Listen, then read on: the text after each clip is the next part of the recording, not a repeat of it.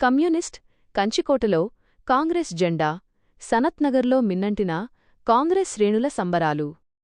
హైదరాబాద్ సనత్నగర్ కమ్యూనిస్టుల కంచికోటగా పేరొందిన కేరళ రాష్ట్రంలో కాంగ్రెస్ పార్టీ సాధించిన చారిత్రాత్మక విజయంపై తెలంగాణలో హర్షాతిరేకాలు వ్యక్తమవుతున్నాయి.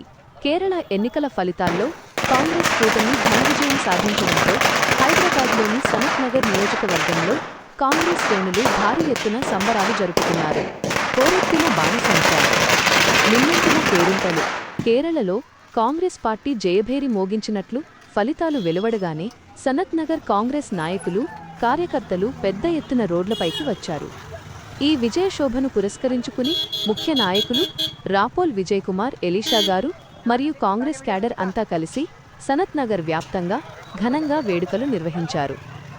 ఈ సంబరాలలో భాగంగా బాణసంచా కాల్పులు, ఆకాశం దివిటీలు పూసినట్లుగా రాపోల్ విజయకుమార్ ఎలీషా గారు మరియు కార్యకర్తలు భారీ ఎత్తున బాణసంచా కాలుస్తూ తమ ఆనందాన్ని వ్యక్తపరిచారు.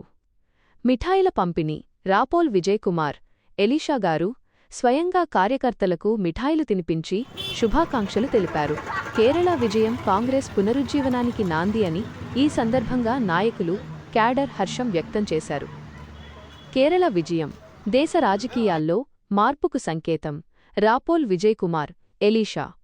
ఈ సందర్భంగా కాంగ్రెస్ నాయకులు రాపోల్ విజయకుమార్ ఎలీషా గారు మాట్లాడుతూ, కమ్యూనిస్టుల కోట అయిన కేరళలో కాంగ్రెస్ సాధించిన ఈ విజయం దేశ రాజకీయాల్లో రాబోయే మార్పుకు స్పష్టమైన సంకేతమని పేర్కొన్నారు.